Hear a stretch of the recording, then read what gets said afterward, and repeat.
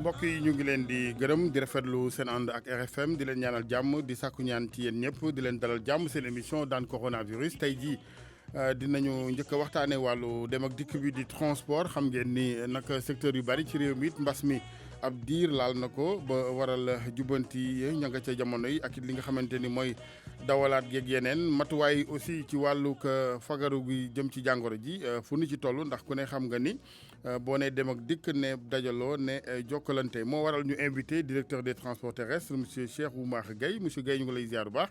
Alaaji Assane ñu ngi lay dalal ziar di nuyu mbokki auditeurs yëpp. jërëjëf ñu ngi lay gërëm bu baax ci sa ànd ak ñun RFM laata ñuy tàmbali waxtaan wi ni ñu ko waxee mbas meeg njeexite yi mu am ci njaboot yi ak taxaw gi ci nguur gi jógtee tey jii la ñuy tàmbali séddaleem dund gi ci mbokki chauffeur yenn yi lan moo nekkoon anam yi nga xamante ni fa la ñu wéer tànnee fii les critères de sélection. waaw jërëjëf Alaaji Assane critères de sélection yi nekkul lu dul bépp oto bi nga xam ni bépp gare routière bi nga xam ni gare routière interurbaine la. ña fa nekk di liggéey dañuy sasoon président gare routière ba mu liggéey ak gouverneur yi liggéey ak donc chef division régionale de transport ñu recenser tous les chauffeurs yi nga xam ni ñooy nekk ci gare routière ba chauffeur coxeur ak tout le personnel yi nga xam ñoo nekk ci gare routière yooyu.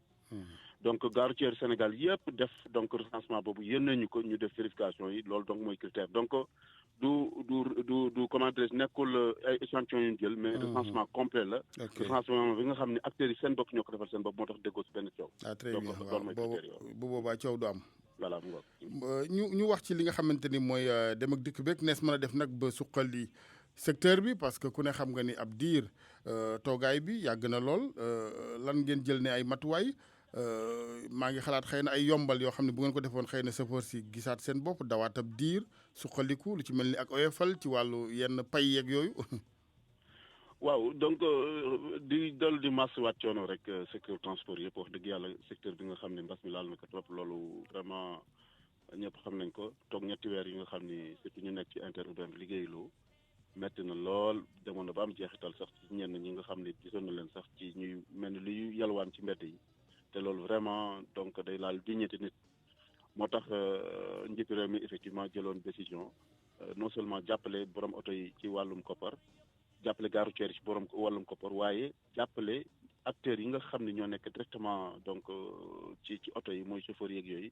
jàppale leen ci wàllum dund. léegi nag ci wàllum yombal yooyu ngay wax loolu indi président bu mu le 11 mai bu mu defee discours nii nañ léegi dañuy jéem a jàng nu ñuy dund ak mbas mi. ñu ni kon jot na ñu responsabiliser donc acteurs transport yi ubbi gare routière yi ubbi transport interurbain ba nga xam ni tey bu ñu respecté li nga xam ne moom la waa Kër Docteur donc digle ci wàllum xeex bi muy takk masque yi muy di raxasu am dispositif yëpp daal ci gare routière yi di def manifeste te Alaaji Assane maa ngi lay xibaar lenn ci njëriñu manifeste boobu tey. manifeste boobu mooy ñu identifier usagers yi kuy dugg ci oto bi. fan nga jëm ak ràññee ñoom ñëpp waay. semaine ba leen génn. dafa am xew-xew bu amoon fii ci Kër Massar. am benn nit bu faat benn waay. police di ko wër. police premier réflexe mooy mu daw dem gare boo maraîcher. bu mu demee gare boo maraîcher laajte manifeste yi ñu xool donc kooku noonu. ñuy seet ci manifeste ba ndax mi ngi ci oto yi ndax mi ngi ci manifeste yi ba ñu xoolee effectivement dañ ko xool gis nañu benn mi ngi dugg ci benn oto bi dem Tambacounda. ñu identifier ko xam ko jàpp ko sur le champ. loolu mooy njëriñu lenn ci njëriñu donc manifeste yooyu doon wax te loolu yaakaar naa ni acteurs yëpp ñu ngi koy jëfee. loolu lu am solo la te ci wàllum tabaski bi. yombal yooyu ngay wax. njiitu réew mi génn na benn note circulaire. pour wax ni jàkkader yi. wala ñu en tout cas agent yi nga xam ne ñoom la ñuy préposé au contrôle routier nañu indi ay yombal jëmale ko ci en tout cas transport bi ci dem beeg dikk bi ci wàllum tracasserie yi maanaam. nga xam ni dañu acteurs yi daañu mën a donc def seen activité surtout yàpp xar yi surtout transport de bétail beeg yooyu. xam ni transport mixte effectivement duñ ko interdire mooy yàpp xar ak yàpp ay nit ci benn oto.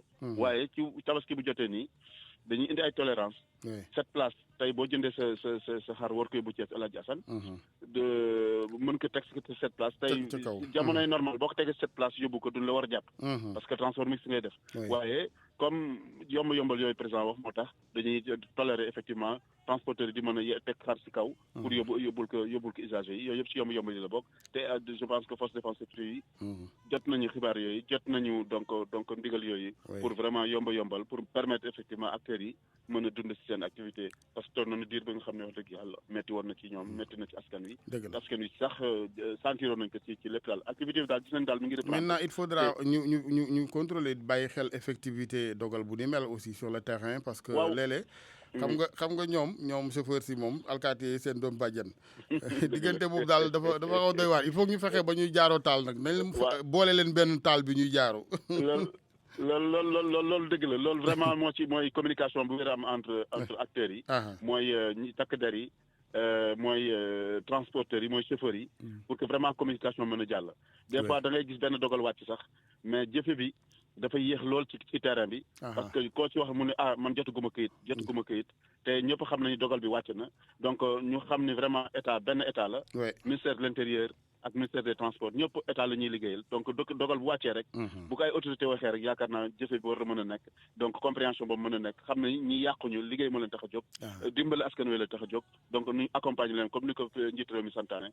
yaakaar naa ni loolu je pense que jël nañ ci conscience te tournée yi ñuy def nii wax nga ko tey ñu ngi commencé dem ci gare routière yi pour joxe en tout cas lancer joxe dund boobu ñu ngi ni jëm Mbour ak Thiès bu ñu fi jógee suba ñu ngi jëm Ziguinchor ak Sédhiou donc pour lancer loolu pour wan ni acteurs yi concertation yooyu ñuy def ak réforme yi nga xam ne ñu ngi koy waaj indi ci secteur bi lu jëm ci wàllu loi d'orientation transport ministre bi daje nag képp kuy kuréelu transport ci Sénégal daje naag yow ci fukki fan yu ñu génn nii def nañ de large concertation sur tous les secteurs syndicats yëpp recevoir nañ leen acteurs transport yëpp recevoir nañ leen chauffeurs yëpp recevoir nañ leen association des consommateurs yi képp ki nga xam ne yaa ngi yëngu transport yi recevoir nañ la wax ak yow ci réforme yi nga xam ne ci lañ jëm te ñoom ñëpp wax dëgg yàlla ànd nañ ci rafetlu nañ ci donc pour wane ni rek concertation vraiment mi ngi am ci biir secteur bi ministre Oumar Youm bu mu ñëwee léegi bi mooy 45 fois en moins d'une année donc muy recevoir acteurs yi di def ay concertation kon loolu ñu ngi koy encouragé loolu mooy tax dal am ci secteur bi loolu mooy confiance am ci secteur bi parce que confiance ba amul El Hadj Assane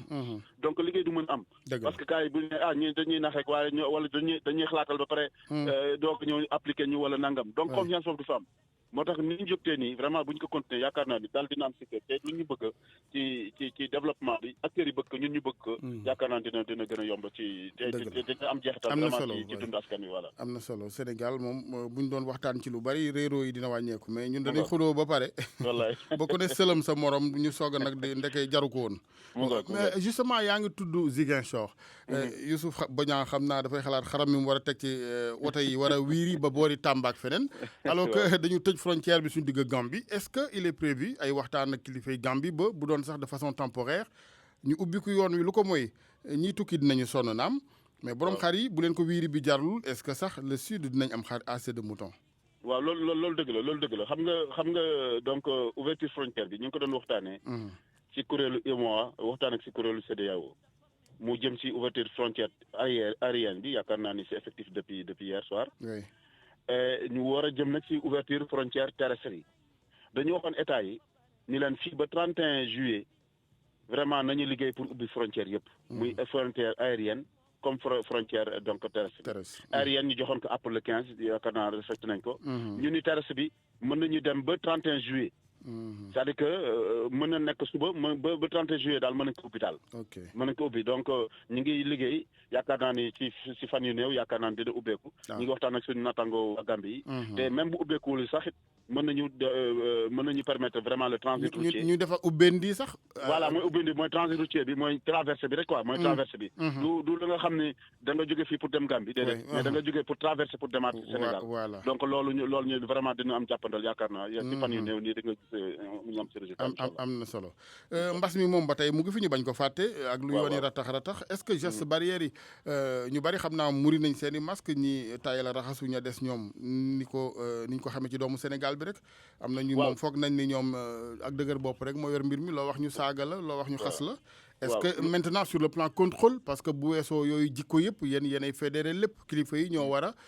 taxawal ay rëdd yoo xam ni fa la nit ñi war a jaar waaw loolu moom vraiment mooy li gën a jafeñ fu ñu toll nii wax dëgg yàlla gis nañu relâchement pratiquement général te loolu bokk na sax lu indi tournée bi ñuy def nii pour gën a ñaaxaat askan wi ci matuwaay yooyu gën a ñaaxaat nag acteurs yi wax dëgg yàlla ñu ngi koy sàmmoonteel. da ngay gis sax nit balaa muy dugg ci oto ñu exige la nga takk sa masque borom oto bi départ gaa ñu wàccee seen ay masque. bu ko defee alkaati bu ñëwee au lieu que mu jàpp ki nga xam ne moo takkul masque. lu ci ëpp chauffeur bi lay jëm a sanctionné. chauffeur bi deful dara chauffeur bi deful dara nit ki bu muy dugg si otoom ci oto bi exige nañ ko nga sol masque waaye nag mënoo dawal di ges ku takk ku tekkul. dëgg la donc ki nga xam moo takkul moom la ñuy war a sanctionné. te yaakaar naa ne jëm nañu conscience boobu loolu day dellu ci rek ni nit ku nekk nga war a jël sa responsabilité individuelle. waaye mbas mi ngi fi mi ngi rey. dinaan wax ñaar nit yu faatu ñetti nit yu faatu ba tey ñu ngi ci vraiment lim bi ñu am ci nit bu faatu wax dëgg yàlla xalaatuñu woon ne dinañ ko am. kon mbas mi ngi fi. cas communautaire yi chaque jour nga gis muy gën a yokk 30 37 34 mi ngi gën a yokk te mi ngi gën a law ci réew mi. donc il faut que nit ñi am conscience boobu ni mbas mi ngi fi ku nekk jéem a protéger bopp protéger njaboot waaye protéger ñi nga nekkal. dëgg la am na loolu force de défense sécurité c'est vrai.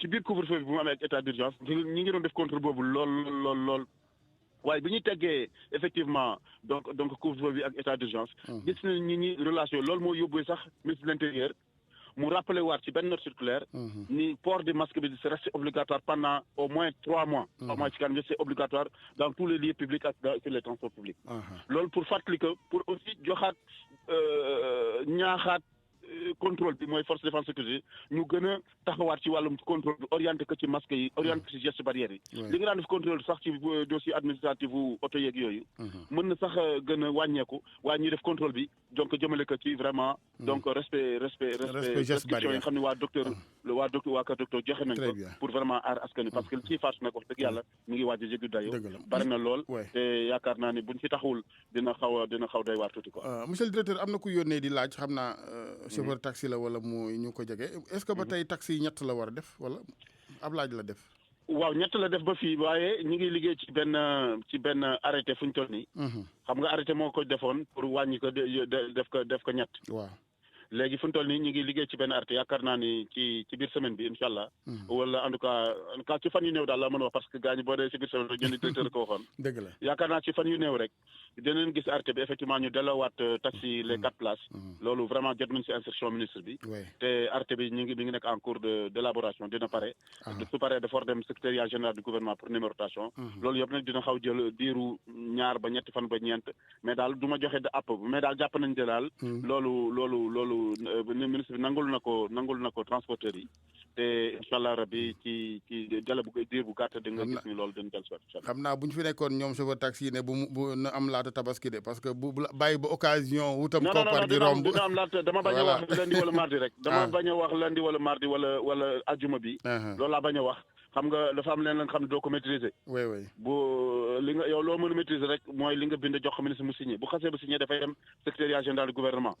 pour numérotation. donc doo mën a maîtriser délai yooyu moo tax doo mën a fixé ni suba la wala gannaaw suba la mais daal c'est sûr que donc avant la fin de la semaine prochaine moom affaire bi dina def loolu daal mooy délai bi gën a gudd. pour ne pas dire suba pour ne pas dire gannaaw suba. incha allah laata ñu lay bàyyi nga dellu ci tey xam naa question d'actualité ak wàllu carte grise yi wàllu mutation. service des mines am na ñu bari ñuy ñaxtu ay xat-xat la wala ay lenteur ñu ne sans pour autant xëy na détaillé ko ndax ñaari wàll yëpp teewun fi est-ce que yéen plainte yu ni mel jàmbat yu ni mel egsiwul ci yéen si c'est le cas lan ngeen noppee def pour ak yombal ndax askan wi nag koo ci mënti dégg fii ci réew mi bureau boo mën na ne nag bu fi nit amul woon doo fi ne.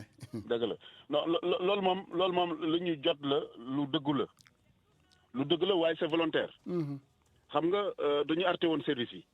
parce que regroupement yi fi daan am yi ñu def benn plan de relance des activités plan boobu ñu ni dañ ciy dem ndànk ba ñuy jot suñu croisière.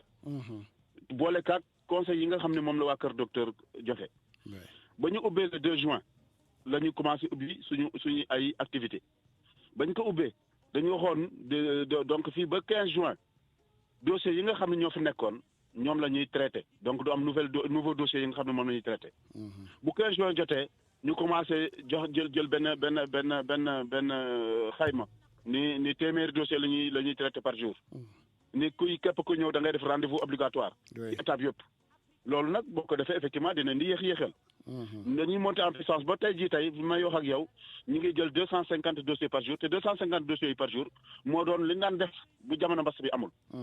léegi li koy yéex mooy rendez-vous yi ci nekk ci biir mooy effectivement mooy indi délai bi. te c'est normal loolu mooy pour wàññi fréquentation bi ak dajaloo ci service yi. ay junne ñu nit ñoo daan xëy di ñëw suñu service yi.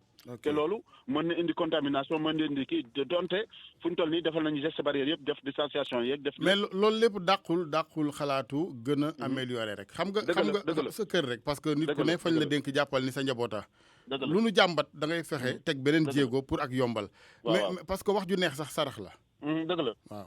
non d'accord vraiment je suis entièrement d'accord avec li nga wax ne lu askan wi wax te loolu ci loolu la ñuy liggéey loolu ñu yóbboo sax moom laa lay wax nii ñu jógee 600 jëm ba 250 dëgg la te bu jaree yenn rendez-vous yi nga xam ni ñu ngi koy jël ci biir ci intermédiaires yi bu jaree xoolaat dañu ko xoolaat comme nañ ko xoolaat bu njëkk ba mais lu tax ñu indiwaat ko mbas bi moo tax ñu indiwaat ko pour wàññi fréquentation bi te ñëpp xam nañ ko te buñ koy ubbi tamit loolu la ñu defoon nañu communiqué ministre bi defoon na sortie man mi def naa sortie pour wax ni suñu plan de reprise nii lay doxee donc askan wi nañu vraiment nañu comprendre ci loolu donc mais tey fu ñu toll nii vraiment nombre de dossiers yi nga xam ne moom la daan traité donc avant mbas mi tey dellu nañ ci nombre de dossiers yooyu waaye effectivement comme ni nga ko waxee daañu xoolaat ni ñuy gën a améliorer rek pour vraiment satisfaire askan wi am na ñuy mettre lu rendez-vous technique yi nga xam ne day sori waaw foofu tamit ca police dafay jàpp nit ñi ci mbedd mi xam nga loolu mooy problème bi waaw foofu xibaar bu neex di leen ñeel mooy wàllum visite technique yi. visite technique waaw. xam nga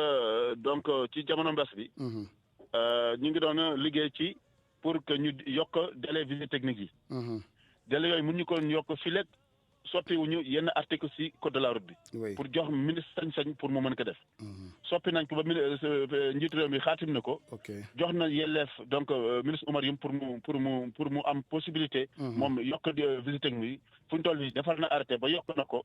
donc arrêté boobu mi ngi secrétariat général du gouvernement. normalement bu ñu ci jotee tey. donc da nga gis ni yenn visite technique duñ leen di tardé ba mois d' octobre incha allah. su ko defee ñu daañu am le temps nécessaire. pour vraiment def seen visite technique. ok donc mën na jàpp ne délai bi léegi mën nañu daw ba octobre. waaw si ñenn ñi. si ñi nga xam ne seen visite technique. dafa waroon jeex. ci entre mois de mai ak mois de juin. ok ñooñu daañu dem ba octobre. ñi nga xam ne dafa waroon jeex nag entre mois de mars ak mois d' avril. ñooñu dañuy dem ba août ba fin août. ok voilà loolu ak yombal la. voilà yombal la loolu yëpp yombal la. te yaakaar naa aussi centre contrôle technique tamit. yokk nañu nombre bi ñu doon jël. très bien 400 la ñu commencé woon léegi fu ñu toll nii ñu ngi si ay 800. donc doublé nañu nombre bi ça veut dire que mi ngi gën a rendez-vous yaa ngi gën a wàcc daal. mais daañu bu document boobu génnee tey. arrêté boobu bu génnee. donc dina yombal gaa ñi daañu mën a am ñii daañu mën a xaar ñaari weer ñii daañu mën a xaar weer pour vraiment tranquillement def seen visite technique incha allah. am na solo parce que gars yi ay ñoom amul yaakaar yooyu la ñuy ragal. wax nga dëgg. xam nga ñoom Aliou Ngouille Ndiaye dañuy sol seen i noir fumé rek ñoom taxaw ci tali bi. yàlla war ñu leen sonal parce que jotoon nañu instruction ni bu kenn sonal kenn ci wàllum këyit parce que ñun ñoo arrêté woon service. dëgg la mais ñu ngi leen di gërëm ba pare di noot askan si ay këyit loolu du tegul fenn tegul ci yoon. mais merci ci train boobu arrivé à l'heure xam nga léeg-léeg ñun seen train yu paan yi rek la ñuy seen teer bi taw a dem rek la ñuy tudd. mais bii moom yegg si na jërëjëf monsieur le directeur. jërëjëf Cheikh Oumar Gueye directeur des transports terrestres ñu koy gërëm bu baax ci temps bu am solo bi mu ñu baaxee ngir waxtaanee réew mi waxtaanee secteur bi ñu leen dénk transport bi ak lépp lu ci yombal waaye fàttali ne li ñu ci war ci moytu muy ci dajaloo ci biir kaar yeeg garage yi ngir bañ a jox doole wala gën ko jox doole sax ndax ku ne faax juróomi weer a ngi nepp jàngoro am na doole bu noppi waaye gën ko bañ a dooleel fexe lépp lu koy néewal ba keroog mu fi bawoo incha allah. yéen a ngi ànd ak RFM ci émission daan coronavirus suba su ne altine ba àjjuma ñu dem ba Ndar ànd ak Mouhamed Nabi Sylla Mouhamed maa ngi lay nuyu. ñoo ngi lay fay El Hadj Assane. Mouhamed de bu fekkee ndoxu géej moom day faj corona yéen Ndar yéen a ngi bu géej ak bu dex yëpp. waaw xam naa ne de loolu su fekkoon lu am la moom. xam naa ne man génn sama kër rek dugg ci dex gi. ah mais na ko chercheurs yi xool ndax gaa yi ngi koy junj fan yi ak xorom seeg yooyu ayca bisimilah Mouhamed ginnaaw bi la ziare bu baax ak njaboot gi Ndar ak tolluwaayu mbas mi foofu. waaw tolluwaayu mbas mi ba mu dooree ak léegi daanaka lépp fanweer ak juróom ñoo am doomu jàngoro ji ci dëkk bii di Ndar ba mu dooree ak léegi.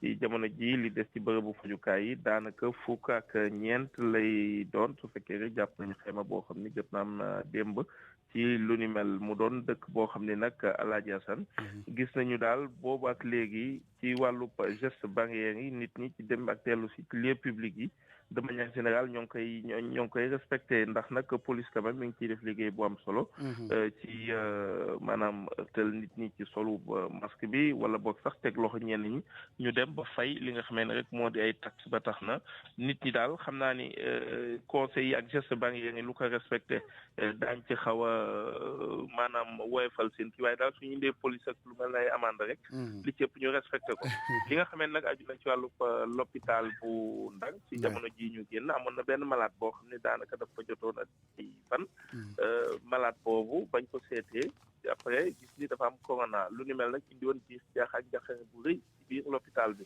ba tax na nag ñu daal di defal contrôle test ñu bari ñu fay liggéey yàlla def ci jàmm waaye dañ njort ni kenn ku ñëwoon seet si malade bi te amoon ay nit jóge woon sax ci Louga amoon ay nit ñoo xam ne dañ ko jege woon lool ndekete jotoon am jàngoro ji moom dañ ñi moo ko wàll kooku nag ci jamono ji ba léegi ñoo ngi koy wër ndax ñibbi na joxe nañu contactam ngir seet ka rek ci bërëb ba mu dellu ngir mën a saytu yaramam li nga xamee ni itam aju na ci wàllu frontière bi Alaaji Assane diggante Sénégal ak Mauritanie ndax police des frontières boobu ba léegi su fekkee bàyyi nañu maanaam frontière aérienne yi su fekkee nag ci wàllu suuf la daanaka li ñu gis ñuy jàll ci frontières yi mooy sàmm yi nga xam ni dañu am ay xar wala ay xar daal ñoo ci ëpp am nañu ay nag yuy jàll waaye li ci ëpp ay xar la. borom coggali xar yi waaw coggali ñoom may nañ leen ñu jógee Mauritanie ñëw Sénégal. waaw même su fekkee bareegul ci jamono ji ñoom daal ñooy faral di jàll ñu may leen ñu jàll wala boog limu Sénégal yi nga xam ne dañ leen jotoon a bind fële ca Mauritanie ñu ëpp 4 junne ci xayma tey jii lu mot 2 junne ak juróom-benn téeméer ci doomu sénégalais jóge nañu Mauritanie dugg si ci biir réew mi waaye itam lu mot junne ak juróom-benn téeméer doomu Mauritanie jóge nañu fii jàll frontière dem loolu itam ak ci jamono sax amoon na 2 cas importé yoo xam ni maanaam ca foofu la jóge woon ñëw am na itam ay doomu Mauritanie yoo xam ni dañ fi jóge dem lu mot juróom-benn yoo xam ni dañ leen testé woon positif donc mbir mi ñaari kii lay doon ñaari wàll yëpp la voilà ñaari wàll yëpp lay doon donc loolu aussi jotoon na am ñu gis ni ci wàllub jàll boobu itam ba léegi police mi ngi ciy def taxawaay bu am solo ndax manifeste lay doon boo xam ni autorité maanaam Mauritanie yi nekk fii ñoo koy def demander que police des frontières wala boog fële waali bu Trarza mooy équivalent wu gouverneur bu région bi nga xam ne daf nekk ci wàllu Brosso def manifeste bi jàllale ko rek ci li nga xam ne moo di autorité sénégalaise yi rawatina police bi ngir ñu bàyyi leen loolu bokk ci matuwaay yoo xam ne daal Alaaji Assane jot nañ ko fee gis ci wàllu xeex corona bi di ñaan yàlla daal disposition yi nit ñi gën koo respecté yàlla gën ñu musal ci wàllu mbas mi ndax boobu ba léegi daal nit ñi ba léegi sax ñoom seen wàllu bopp pour ñoom feebaru mbas mi dañuy prudent sax bay suñu gisee koo xam ni dafa jóge feneen ñëw dañ ciy bàyyi xel bu baax a baax. très bien kon waa Ndar ñoom bàyyeeku bi gars yi di wax demeewul noonu fa ñoom ñu ngi ba tey ñu ngi xaw a prudent. waaw yenn bërëb bi rek ngay gis nit ku dem ba toog ci biir marché ba muy jaayee. toog dindi maskam di jaay. boobu gën a garaaw de ndax yow miy jaay ku ne ngay dalal jaaykat yi nanuy masque waay. voilà comme ku ne day ñëw ci yow waaw. voilà même su fekkee gis nañu ni par exemple kilifa yi nga xam ne ñoo jiite marché yi ñoom insisté nañu trop soo gisee ci ay bis yu ñu génn jot nañ def ay setal yu rëy ba pare fexe ba jaaykat bu nekk ñu demandé la sa buntu place nga def rek li nga xam ne moo di saabu ak kotol wala nga def sanitaire yi voilà waaye nag nit ñi moom Alaaji Assane maanaam mu ngoog daal neel mu ngoog daal rek bàyyi noonu damay bañ waa Ndar mere la jot nañ la xàmmee ba pare. waaw mais c'est nous dans nous. xamante nañu la ciy dëgg ndax su fekkee gis nañu ci jamono ji may wax ak yow nit ngi nii di romb ci mbedd mi daanaka masque takku ko mi ngi dem te du sax nga bañ ko takk yow rek di dem mais da ngay dem takkoo ko nga ñëw fekk ay nit ci bërëb bu bitik wala nga fekk leen ci bërëb boo xam ne problème bi voilà loolu bu fekkoon ku nekk sa bopp nga koy def kenn du ci sonn nii voilà donc daal di jox ñeneen ci góor-góor la laajee sax. oui yàlla na yàlla def jàmm jërëjëf Mouhamed. amiin yaa rabbal ñu ngi lay aalamiin gërëm baax jërëjëf Mouhamed Nabi jërëjëf. Sylla ñuy ziar waa Ndar yëpp di leen ñaanal jàmm muy sàkku ñaan ci ñëpp di ko ñaanal waa Sénégal naka noonu diaspora bi fu ci waay mën a ne mu ngoog ci kanam tuuti pàcc gu mujj gi di bi nu leen baaxee yéen auditeurs yi ngeen jaar ci serveur bi 88 628 14 14 dolli ñu seen xalaat.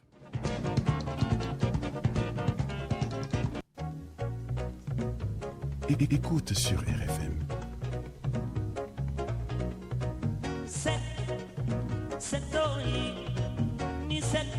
Set si sa xeloo ni set si sa jëfoo ni set si sa xoloo ni setoo yi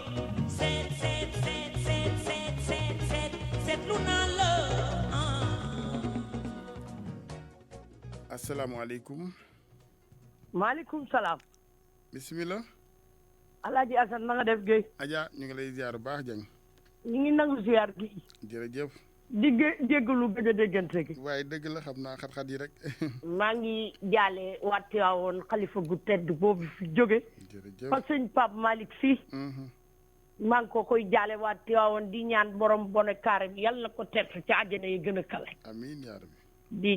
di jaale waat Cenaba xalifa boobu fa jóge yàlla na ko maam Amari Ndaak tertu ci àjjana yi gën a tare moom itam. amiin. sama doom jooju Ndoye Bane di ko jaale waajuram wu góor woowu Alaaji Assane. jërëjëf. di jéggalu auditeurs yi nag gëj a dégg gi léeg-léeg sama loxo day jàpp rek. dëgg la waaye bu nu ma déggul ci rajo bii. ma xamal leen ne duñ ma dégg ci rajo benn. ah jërëjëf waay. ndax rajo bi mooy sama rajo. ndeysaan. Alaaji Assane police nañu jël Aly Ngouille Ndiaye na jël ay mesures. bu nu bëggee ñu nit ñi takk masque Assane. ku fay Alaaji Assane ku fay 6000 tey. fay ko suba bu gannaaw suba da nga takk masque 200. mais nit ñi takkuñu ay masque loolu journaliste boobu dëkk Ndar wax dëgg. wax na dëgg nit ñi takkuñu ko. nan takk masque yi boo duggee ci oto chauffeur si defuñu dara. ndax client day dugg ci oto. day ñëw nga ne ko boo takkul doo dugg. bu duggee ca oto ba dindi masque ba teg ci kaw. dëgg la. mu nuy jàpp moom lan war a jàpp. waaw. tey directeur boobu na leeral chauffeur si lii ñu leen di jàpp ci loolu catégorie si ni lijjanti. délai bi nanu ko leeral ba police xam ne ñoom du ci ñoom. te service de mine la ñu ngi leen di sonal ci jàpp bii dong chauffeur bi ma yeboon daanaka 2 heures de temps am na fa. kon nan ko leeral. léegi kay leer na Adja moom kay nee na fii ba octobre moom waaw damaa bëgg mu gën a leer ci seen bopp police ba na xam ne lii ci ñi koy liggéey ci la seen bopp. ndax chauffeur si sonn na lool te tabaski gi daa jub si. dëgg la Alaaji Assane dañuy fortaat lu ñu jënd tabaski ministre bi na liggéey ubbi buntu yi xar yi ñëw. baye bi ñuy sant Fall ak ñang nan ma futti nag waaye du ubbi jërëjëf Guèye. jërëjëf Dieng jërëjëf Adja Sow dañu koy gërëm baax fidèle auditrice ni mu ko waxee ndax nee na budul fii du feneen. macha allah 88 628 14 14.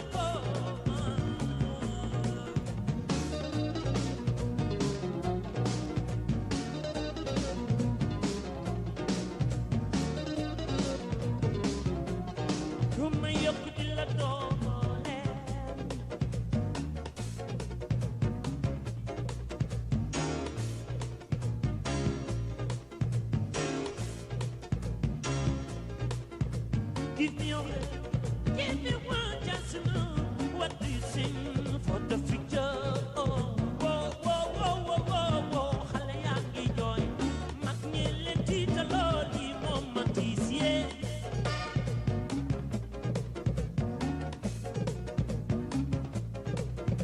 Give me your hand if you want just to know what do you sing for the future. asalaamaaleykum. asalaamaaleykum. waaleykum salaam. Alaaji Assane. waaw kooku. maa ngi baalu tur bi ak sant bi. waaw kay jërëjëf. dama la doon laaj benn question. boo xam ni dafay concerner xaru tabaski yi ñëw. waaw. bu fekkoon ni par exemple da ngeen am protocole boo xam ni boo ko waxtaanee ak les hommes de santé boo xam ni précaution yi ñu war a jël. parce que dama dégg ñu ni karu xar yi day am ay microbe. oui. ak corona bi nag loolu dafa ñama jaaxal daal ma ne woon bu fekkee ni am nga relation. yaa ak benn médecin nga laajal ñu ko comme ça daal suñu xel. incha allah. voilà maanaam da ngay ragal wàlle gi mën a jaare ci xar ak wala ndawalam wala lu ni nuru rek. waaw ci xar yi ak ndawal yi ak ñu fees ak yooyu yëpp bu ko defee bu ñu amee docteur bu ci indi leeral dina baax. voilà. ok très bien dëgg la jërëjëf gërëm di la sant di la ñaanal. amiin ñu bokk lépp liggéey bi ngay def. alhamdulilah jërëjëf. yaa ak sa équipe yëpp yal na leen yàlla fay. amiin ñu bokk lépp. jërëjëf jërëjëf. voilà ndax corona propagation wasaare doomu jàngoro bi mun na jaar ci xar yi loolu de ñu xaar docteur yi mais yàlla bu mu ne fekkee nag njaween ni bëgg ndawal gi ñoom ñooy njëkk dem ñooy fekki virus bi ñoom ñoo koy dem fekk ci daral yi Ablaye ñu jël keneen asalaamaaleykum. waaleykum salaam wa rahmatulah la Assane Gueye. waaye bisimilah. waaw man la Mamadou Mador. ñu ngi lay ziar Mouhamadou. waaw di la delloo ziar di la nuyu lu bari. jërëjëf équipe technique ak ñu nekk ci rajo bi ñu safoo ñu déglu RFM ñëpp. jërëjëf Futurs Médias. waaw man daal li nga xam ne El Hadj Assane dama ko ci wax mooy dama ne ñu fokk ñu gën a góorgóorlu xam ne daan corona mu jógee. ndax feebar boo xam ne mu ngi suñu biir. te li ko fi jëlee mooy ñun te comme que feebar dafa nekk feebar boo xam ne dafa làqu. waaw dafa làqu saa su ne nga dégg mu dal koo xamante ne bii dañ naan kii da wóoru ko woon dal. feebar bi man la amul ku mu mënti doon ñëpp lay dal ñëpp lay dal bàyyiwul kenn waaw am na ñu muy dal ñoo xam ne dañu nëbbu na pat bañ ko wax waaye yu bëri lay dal dëgg la yu bëri lay faat su ne lay faat nag yàlla ci yàlla musal kon parce que ñu moytu rek te nekk na feebar bu nga xam ne ñun li ko fi mën jëlee mooy ñun ñëpp ñu ànd maasee dëgg la gouvernement bi lépp luy matuwaay def na ko lépp lu nga xamante ne bu ko defee rek pour feebar bu jógee fi mi ngi ci dëgg la ministère de la santé lépp bu dégg bëccëg mi ngi ci ak ci man la gouvernement bi président de la République mais damay wax ne population bi ñoom ñoo war a gën a góorgóorlu da leen gis ñoo xam ne dañuy jël masque teg ko sa sikkim mais masque boo demee ba jël ko kay pour protéger pour kii bi la foog ñu ànd mais nag ñi nga xamante ni bi nag ñoom ñooy dem ko dikk muy receveur yi muy chef de garage yi ñoom ñoo gën a war a gën a mobiliser wu mais kenn dugg ci oto te jël loo masque lépp chauffeur bi tamit léegi war nañ contrôler ku bu gees gis nga dindi sa masque mun la wàccal sama oto loolu bu ñu ko defee rek mu tane jërëjëf Médor ñu ngi lay gërëm di ñaan xëy na bu dee am na docteur bu mën a dugg Ablaye dina ci am solo pour indi leeral Sénégal docteur bu mën a am yéwén gi rek jël téléphone bi 88 628 14 14 leeral gars yi nga xamante ni dañuy naatable ndax xar yi mën nañu bokk ci liy propager virus bi ci réew même déet si c'est pas le cas ñu sant suñu borom bu baax chauffeur si nag mënuñoo contrôler mag yi jëmm yoo xamante ni ñooy dugg ci biir oto bi dindi seen i masque comme dañ ne responsabilité individuelle am na ku ko junj sànq ni ñuy sisiré chauffeur bi noonu la ñu war a sisiré client yi ku ñu fekk nga muri ko ci biir oto bi ñu daal di lay deg alamaan bi nga fay sa poosi bopp waaye chauffeur bi mënut a yóbbu nit ñi ba pare gàddul leen seen i manqué 88 628 14 14 asalaamaaleykum. maaleykum salaam. bisimilah. El Hadj Assane Gueye. waaw kooku. di benn ndaw la di woote Thiès. jërëjëf. xale bu ndaw. xaw a jaaxle tuur ci feebar bi. waaw yàlla comme niñ ko waxee rek na ñëpp ñaan. dëgg la. li ñu waroon wax nañ ko. yow moom yaakaar naa dañ la war a honoré sax. ndeysaan jërëjëf. Macky Sall war na la dégg war na la gis. jox la médaille ndaa wax nga lépp. jërëjëf. mais fu ñu toll nii ci feebar bi. ñaan kese. ñaan dëgg la dëgg la. am na solo. nañu woo kilifa aada yi. diine yi ñëpp toog. dëgg la def ronde. ñëpp a jóg jël benn journée bala ñaar ñëpp a ñaan. dëgg la dëgg la. am na solo ñaan kese mooy solution fu mu toll. ñaan kese. c'est très important li li ñu waroon wax nañ ko. ñiy takk masque léegi fu mu toll nii mën nañu ko compter ci biir dëkk bi. dëgg la. man commerçant la. yàgg naa te takk masque. oui moom jaaxal ma. moo tax ku ñëw sama boutique damay ne yow moom garaawul ndax yow moom yàgg nga takk masque moom du tey. man ko man masque bi moom. def ma problème mais dama bëgg nit ñi. dama doon jënd masque di maye. allo. voilà dafa mel ni rocceeku na mais alhamdulilah l'essentiel jàll na ñu koy gërëm bu baax jeune boobu li mu wax am na solo waaw nit booy daw ba xamatoo foo jëm da ngay taxaw waaw mën nañ taxaw woote journée de prière nationale boo xamante ni du ba kenn nag waaw docteur o président woo ñëpp ñu ànd ñaan suñu borom dafa am solo loolu bu dul sax ci mbas nit léeg-léeg nga bañ a fàtte sa bopp taxaw waaye bàyyi moteur bii dem rek doo xam fooy dal c'est important loolu mu wax yal na yàlla xiir ci kilifa yi ñu mànkoo ci déggoo ci pour une fois ci l'essentiel ñu tàllal loxo yi kenn ki 88 628 14 14 asalaamualeykum. waaleykum salaam El Hadj Assane. ñu ngi lay ziar sëñ bi. maa ngi lay di ziar bu baax di rafetlu sa liggéey. alhamdulilah. Ibou Mafele taximan aéroport. Ibou jërëjëf bisimilah. Alaaji Adja Soda Dieng. ñun dañ ko amel njukkal. man dama ko ñaan wér ak wérle. amiin waay parce que ñun gis nañ ni muy taxaw transport bi. dëgg la ndeysaan. maa ngi koy ñaanal wér ak wérle di ñaanal Sénégalais yëpp wér ak wérle. amiin mais Alaaji Assane. loolu mu souligné léegi loolu la ñu war di def. waaw passage yow mënoo di dawal bëgg contrôler passage bi loolu mënul nekk. dëgg la nañu jàpp passage yi parce que da nga yëpp client mu takk masque. nga def premier deuxième troisième nga gis mu dindi masque am. waaw loolu nag da nga mën a yow di contrôler sa kanam. déedéet wóorul sax. mën a contrôler sa kanam bëgg contrôler client yi. loolu mënul nekk nañu dimbali si loolu. dëgg la alkaati yi nañu jàpp client yi di fay la client yi. waaw mënuñu la jàpp man masque laa takk di wax ak yow nii mais mënuñu la jàpp sa chauffeur mi ne da ngay fay contravention client bi takkul masque yow ñu jàpp la nga fay contravention. dëgg la man dama bëgg ñu jàpp client ñu xam ne ñoom ñoo war a fay seen 3000 francs mais jàpp la yow chauffeur bi ne yaay fay te client bi takkul masque loolu nañu si dimbali. dëgg la jërëjëf kontaan naa ci sa liggéey bu baax. mais jërëjëf Ibou am na solo li nga wax waaw ñoom ñoo ni responsabilité individuelle waaw ku takkul masque ci boppam moom ngay dem tibb ca poos ba loo xam ne dootu ko defati réew mi dafa am loo xamante ni manees na ko waxtaanee ak masla mais am na ñu foog ne ñoom taxaw di saaga nit ñi di wax lu bon ca nag duñu wane seen bopp mukk dañuy làqatu rek ci ay clavier di wax lu leen neex ci réew mi ñiñ ko dénk nag waaw bu doon ñetti fan sax nga nangu ni man lañ dénk réew mi ma doxal yoon bu ko defee ku nekk maase ci loi yi kenn bañ a sut kenn bañ a suufee 88 628 14 14.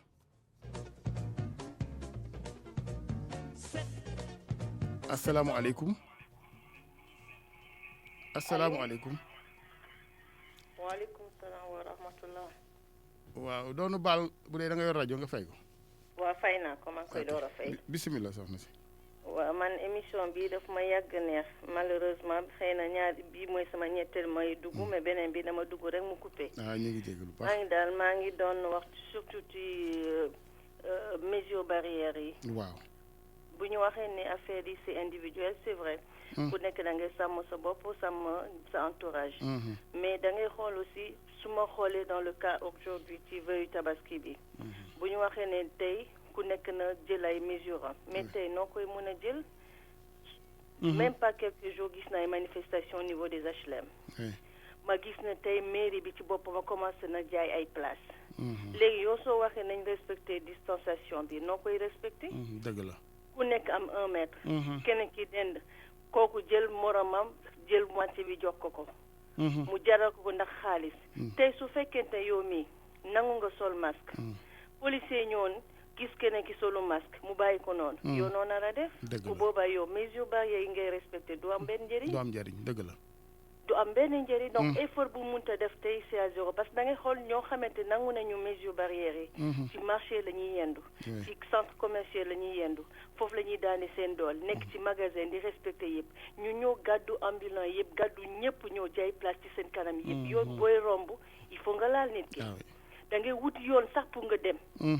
malgré yaa ngi yore sa masque. mais bu boobaa nu mu nar a demee. su fekkee ne ñun léegi ñu ngi jéem a góorgóorlu léegi ñu dem ba mairie ci boppa ñoo di ñu obligé vivre ak loolu. ak mbooloo moom ak rassemblement boobu. léegi ñun naka lañ nar a def. dëgg la ne waxante dëgg ñaari loxo ñooy raxasu ba mu set. actuellement affaire bi ñëpp a jaaxle. ñëpp a jaaxle adduna bi yëpp a jaaxle mais nañu jéem a booloo li ñoo fait la force. ñoom état bi jàpp ñun tamit ñu jàpp. ñu mun a xeex mbas mi. mais bu dee léegi ñun dañuy jàpp état bi tamit ñoo gën a ji yàq lu ñuy nekk di góorgóorlu mais bu booba fu ñu jëm.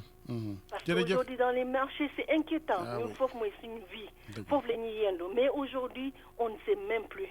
fu ñu jëm. malgré mesures yi nekk di jël tey da ngay bugg tey bu demee ba musiba am xamu foo jëm. da ngay sol sa masque nga gis ko xam ne yow da nga ñàkk fayda lii bi sibiru rek la yéen a nekk di dof la seen bopp mais koo xamante gëmu ko. noo ko mun a waxee jëlal sa mesure barrière. mais bu boobaa des gens comme ça ñoo xam ne gëmuñu mbas mi ñun mairie bi moo ñu war a jàppale. même bu dee ni ça a été difficile c'est trop difficile pour ñëpp ñoo xam ne dañu doon daan seen doole mais quand même c'est pas comme ça. booy topp di daan sa doole li nga nar a am tey bu la mbas mi jàppee nga yóbbu ko sa njaboot. dootoo tal xaalis doo ko tal tudde dëgg la. jërëjëf soxna si ñu ngi lay gërëm c'est important vraiment contribution boobu mu def am na solo ma ne su cee teg leneen Ablaye kon nga ne publicité yi dafa bari macha allah on demande que ça ñu jël benn auditeur bu mujj wala auditrice. asalaamaaleykum. waaleykum salaam El Hadj Assane. waaw kooku. waaw man damay lépp tuuti nag. ayca. yow vraiment dañ lay sant di la gërëm. jërëjëf waay. yow moom da nga fi yàgg te wér rek. ñu bokk lépp. seulement nag dafa am lu may déplorer parce que ñun dañuy takk masque démb ma def erreur. waaw ñu jàpp ma ci masque. ndeysaan. mais bi ma demee commissariat Guédiawaye ñoom ñun doon jàpp kenn tëgg fa masque mais loolu tamit daal ak moom léegi nan la ko mën a jàngate. dana war de ah. ëpp na tool koy ñoom seen biir alkaati yi ci biir commissariat bi. kenn solu fa masque. wax naa leen ko bañ dëgg. déet mën nga bàyyi ba génn rek ndax dañ la fay gën a denc rek. mais loolu dafa ñëw. buñ koy dégg di ko jubbanti xam nañ ni loolu jaaduwul xam nga ku ne ak sam xel boo wéetee dinañ sol masque suba de. maa la wax ñëpp war a takk masque. waaw ñëpp la war ñëpp. waaw merci beaucoup. jërëjëf waaw kay ñu itam del takk masque bi rek balaa ñu laa jàpp ñoom seen biir it ñoom ñuy recevoir ñu bari ak wër di jàppee kay waaw ñoom kenn war leen wax takk leen masque nag ñoom it yàlla defal jàmm gën noo taxaw ndax du yomb incha allah mais léppay baax. Abdoulaye Diop ñu koy gërëm ci teewaayu Yacine soxna Yacine bu service digital bu groupe Futur Média réalisation Alaaji Ndiogu Diène ñu ngi leen di gërëmati mbokk yi incha allah di leen jox ndaje ginnaaw xibaaru bëccëg gi ak Mamadou Mouhamed Ndiaye dina fekk xëy na Souleymane Niang 12h seen émission yoon wi 15h30 incha allah ma ci ànd ak honorable député Mamadou Lamine Diallo di président bu mouvement Tekki ñu yendu ak jàmm.